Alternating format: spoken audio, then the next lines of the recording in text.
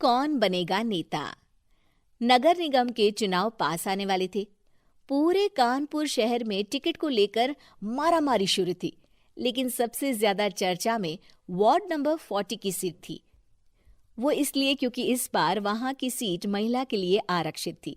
अब सवाल ये था कि चुनाव लड़ेगा कौन। इससे पहले ठाकुर साहब वहां से पार्षद थे और इस बार उन्होंने अपनी पत्नी सीमा ठाकुर को टिकट दिलवाई और ठाकुर साहब की शान के कारण सीमा जी ने 20,000 वोटों से चुनाव जीत लिया। अरे बधाई हो सीमा भाभी, अब तो आप वार्ड की पार्षद बन गई हैं। अब तो हमारे काम आप ही करवाएंगी।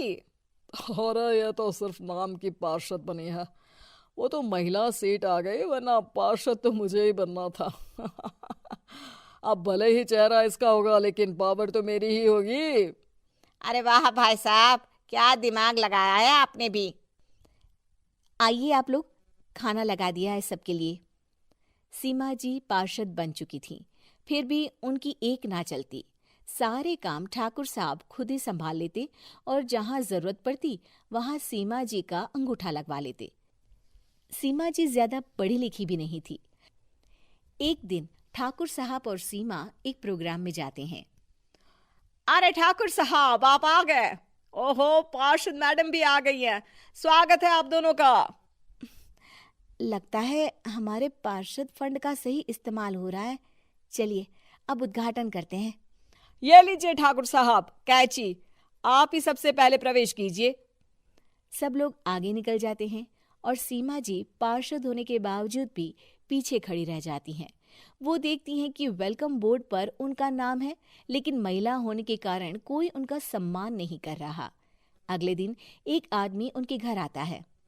अरे ठाकुर साहब नमस्कार।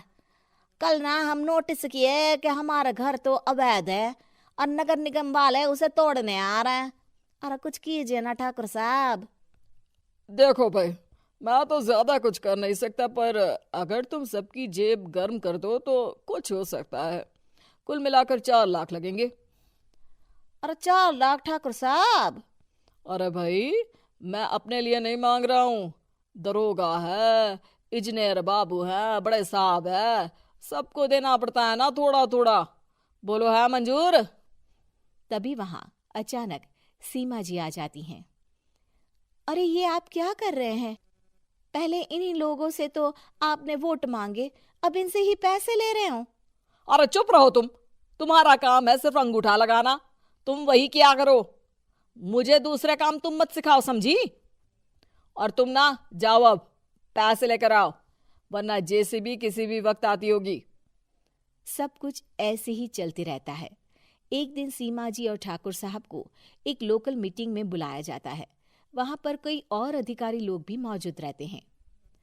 अब मैं चाहूंगा कि ठाकुर साहब हमारे बीच 2 शब्द कहें। मेरे प्यारे भाइयों और बहनों, आज मेरा सौभाग्य है कि मैं आप सबकी सेवा दिन रात कर पा रहा हूं। आपने मेरी पत्नी को भारी मतों से जिताया है, इसलिए मैं आप सभी का शुक्रगुजार हूं। मैं आप सबसे वादा करता हूं कि हमेशा की तरह हमारे वार्ड में किसी को कोई तकलीफ नहीं आने दूंगा। सभी लोग तालियां बजाने लगते हैं। अब मैं माननीय पार्षद मैडम को स्टेज पे बुलाना चाहूंगा। अपने नाम को बुलाया सुनकर सीमा जी एकदम चौंक जाती है। उन्हें बिल्कुल उम्मीद नहीं थी कि इतनी बड़ी जगह उन्हें मंच पर बुलाया जाएगा। जैसे तैसे वो मंच पर चढ़ती हैं। ऊपर जाते ही सीमा जी को सारी पुरानी बातें याद आ जाती हैं कि किस तरह उनके पति उन्हें कभी भी आगे बढ़ने नहीं देते और उनके नाम से गलत काम करते हैं। वो बोलने लगती हैं। मैं आपके वार्ड की पार्षद सीमा हूं। आप में से बहुत कम लोग ही मुझे जानते होंगे, क्योंकि इससे पहले मुझे कभी ऐसा मौका ही नहीं मिला। सारे मौके मेरे पार्षद पति यानी आपके ठाकुर साहब ही लेते रहे, लेकिन आज ये मौका मुझे मिला है तो मैं इसे ऐसे ही नहीं जाने दूंगी। मैं आपको ये बताना चाहती हूँ कि आपके ठाकुर साहब मेरे नाम की आड़ में गैर कानूनी काम करते हैं, जिस पर अंगूठों के निशान मेरे होते थे।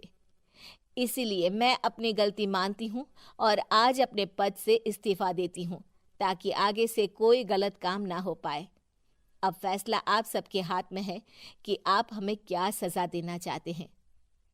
सीमा जी की बातें सुनकर ठाकुर साहब के चेहरे का रंग उड़ जाता है और वो शर्म से मुंह नीचा करके वहां से चले जाते हैं और पद से इस्तीफा देकर ही सही सीमा जी अपने आप में आत्मविश्वास महसूस करती हैं।